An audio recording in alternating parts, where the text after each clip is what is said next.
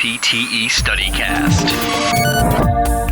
All right, here we go. The next episode of the NPTE StudyCast, we're talking about peripheral nerve entrapment of the upper extremity. I guess this could be presented in a bunch of different ways. Yeah, it can. So I just kind of wanted to do a little overview of it just to give you some teasers of really what you need to know to get a lot of these questions right. So what is it? Can be a couple of different things. So it could be that it's tension on the nerves. So they're getting stuck somewhere, right? Because remember, they're going all the way from the cervical spine all the way down to the fingers. So the nerve could be unable to move. It can be an entrapment, or basically it could have stretch type of an injury that occurred, like a traumatic Nerves injury. hate to be stretched. They hate it, yes. Signs and symptoms.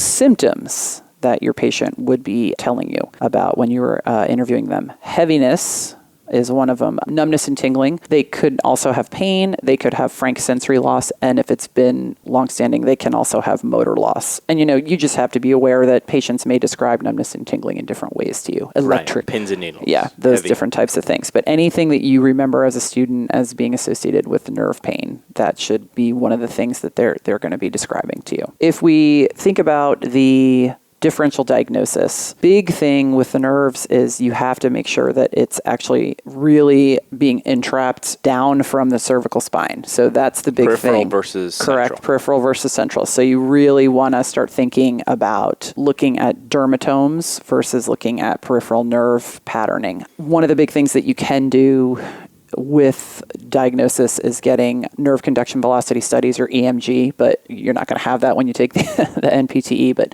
there's a lot that you can learn from the anatomy and just from the different special tests that you do that can really help you determine if it's a peripheral entrapment versus it's more of a central issue, like it's a disc pathology or a stenosis, and that's encroaching upon your nerve root. Anatomy. Let's talk about the anatomy. Okay, So anatomy. when we talk about the upper extremity, we're really going to focus on, even though there are more than what I have listed, there's 3 big nerves that can get entrapped, but I know that there's more than just 3. But the test goes for the chest, goes for the most yeah. common. So we have the median nerve, we have the ulnar nerve, and we have the radial nerve. So median nerve, just to remind everyone, it's C5 through T1, but it's mostly C6. Ulnar nerve is C8, T1. Radial nerve is C5 through T1, but it's also mostly associated with C7. Okay. So median nerve, when you're thinking about what are the 2 big syndromes or peripheral nerve entrapment, I'm thinking pronatary syndrome, or I'm thinking carpal tunnel syndrome. Those are my 2 big differential diagnoses. So if it's a pronator teres issue, pronator teres is going to feel sort of like a heaviness kind of in the forearm. And remember, we're talking about anatomical position. So it's going to be the thumb side of the forearm, which is also considered to be the lateral forearm. They would have all of the same symptoms that somebody with carpal tunnel might have, except for they're also going to have weakness in their forearm flexors. Whereas if you just have carpal tunnel syndrome, you're going to have finger flexors. And they would probably have weakness in pronation, right? If we had carpal tunnel syndrome, we wouldn't have weakness in pronation. So there's your differential diagnosis there. Yep.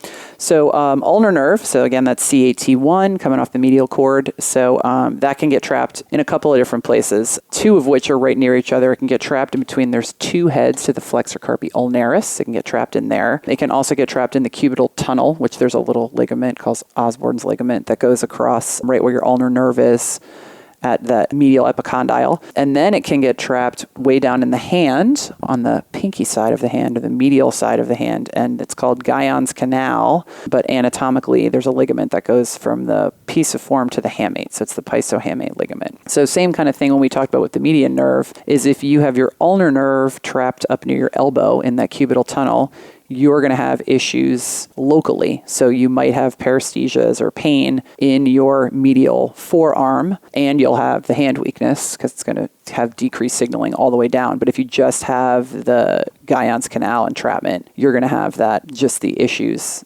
that would go from that pisohamate ligament down to the finger. So your medial forearm would be spared and it would be fine. And the last one that we have would be radial nerve, so C5 through T1. So that can get trapped in between the heads of the triceps. That's pretty rare, but it can get trapped there. And it can get trapped inside of the supinator.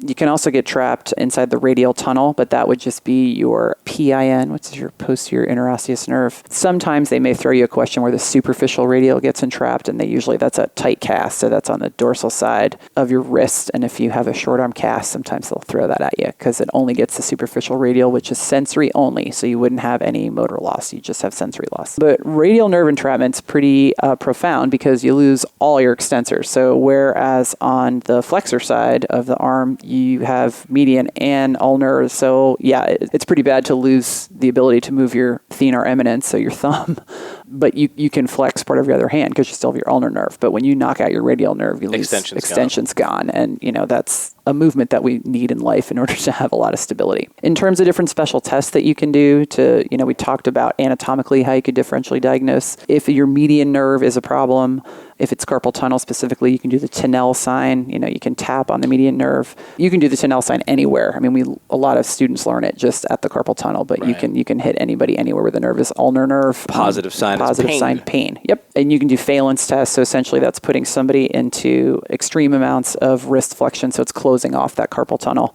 So that median nerve is getting squished. Also, if you look at the hand and you see that the thenar eminence is wasted, we call that simian hand. So if there's a flattening on the thumb side of the hand, that does take a while to atrophy. It does, yeah, because that's motor loss, right? You would have people most likely telling you that they have sensory symptoms before that. If we look at the ulnar nerve, you don't have as many, because your hypothenar eminence is not as big, so you do get some muscle wasting if it's trapped at that piezohamate ligament, but it's not as pronounced as if you were to have your thenar eminence gone. Your ulnar nerve in your hand supplies your interossei and your lumbricals, so you would get what's called a static claw. So you would actually have your fourth and fifth digit would be flexed, and they would be flexed all the time. Is that Bishop's hand? Bishop's hand is the median nerve. I always get that confused. Actually. So that's a great question, though, because the test would have to tell you, if they give you a picture or they say you're looking at a patient who has a flexed fourth and fifth digit, they would have to tell you if it was at rest or you asked them to make a fist. Got it. So Bishop's hand is you physically said to your patient, make a fist, and they can't flex 1, 2, and 3, and that should make sense because those are all median nerve. Gotcha. I am remiss, I should back up for the people that may be not as good with their innervations as they used to be. So median nerve is going to do digits 1, 2, 3, lateral side of the fourth. Ulnar nerve is going to do medial side of the fourth and fifth, and then radial nerve is the entire back of the arm. If you know that, you can get a lot of these questions right. You can do your Tinel sign for your ulnar nerve if you want to tell where that's trapped. Radial nerve, biggest sign you're going to see is wrist strap. So we usually just do manual muscle testing for radial nerve. So if it was trapped in the triceps, you may have a little bit of triceps weakness, and then you'd have all your wrist extensors would be compromised. If it's trapped in the supinator, you may have your wrist extension might be weak, but it might not be absent, but you might have more weakness in supination. Those are some things we can do. Treatment examples. Now, in terms of treatment for these guys, so if it really is a peripheral nerve issue and it's not a disc or, some sort of stenosis in the spine, we can do a couple of different things. We can do nerve glides, right? So we want to try to get that nerve sort of moving better in between the muscles and the sheath that it has to travel through. It may be that we have to do patient education. So a lot of people that suffer with carpal tunnel syndrome, it's because they have very bad ergonomics at work. So a lot of people, it's the way that they actually type or how they have their computer set up or where they put their mouse, or a lot of people, it's actually the way they sleep. So they sleep with their, sort of in the fetal position with their hands and wrists in a lot of flexion. So cock up night splints work for some people, but really just talking about ergonomics, biomechanics with those people can help somewhat.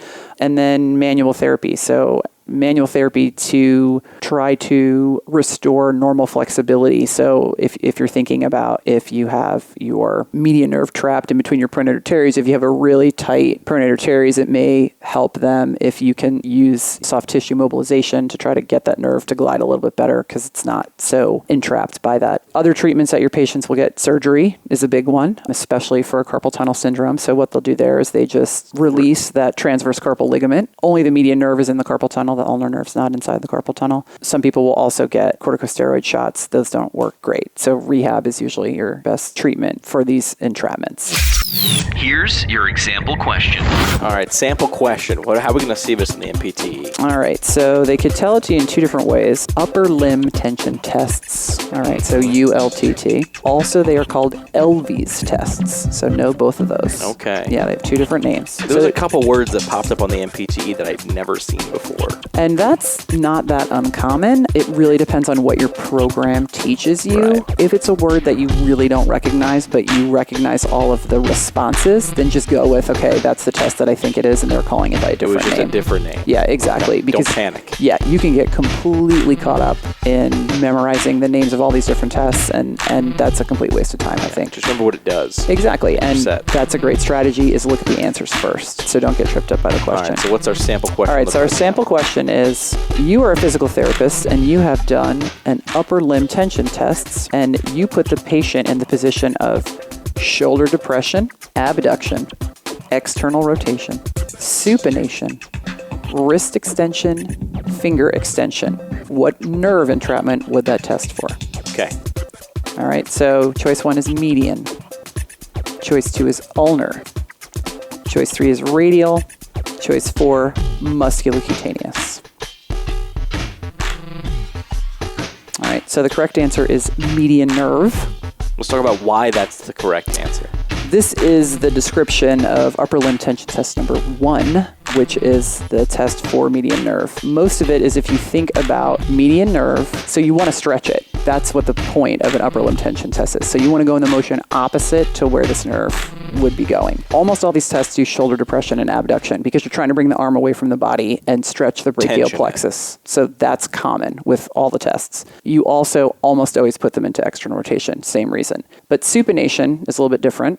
Okay, and then you're putting them into wrist and finger extension. So the supination, if you think about median nerve, goes right through the pronator teres. If you put them into supination, that's going to stretch the median nerve. So, and then you have that excessive wrist and finger extension, and median nerve is part of the flexor compartment. That's why. So right off the that's bat, you answer. can throw out musculocutaneous and radial, and then it's between your ulnar and your median. Yep. And because ulnar doesn't do anything with supination versus pronation, that's going to be your key for that one. So we've narrowed it down. Yep. Great. So that's upper extremity nerve entrapments. That's it. That was easy. NPTE StudyCast.